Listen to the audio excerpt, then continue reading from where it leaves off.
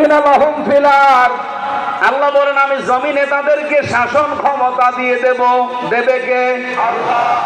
দেখেছেন শব্দটা অনুমাক্কিনা লাহুম ফিল আরদ, এখানে একেবারে সরাসরি ফাইল, আল্লাহ নিজে কর্তা। উনি বলছেন আমি বসিয়ে দেব জমিনের শাসন ক্ষমতায়। কেন দেব?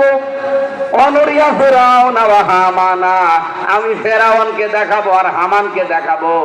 প্রশ্ন আসতে পারে ফেরাউন আর হামান কই আছে?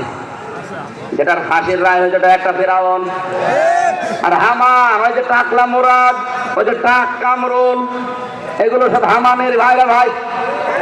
কারণ হামানের জীবনী পড়ে দেখেন, ওর শরীরের বর্ণনা পড়েছিলাম হামানের। হামান ছিল টাক, কামরুল কি, মুরাদ কি, যে ঢাকার কামাল মজুমদার কি, সবই টাক।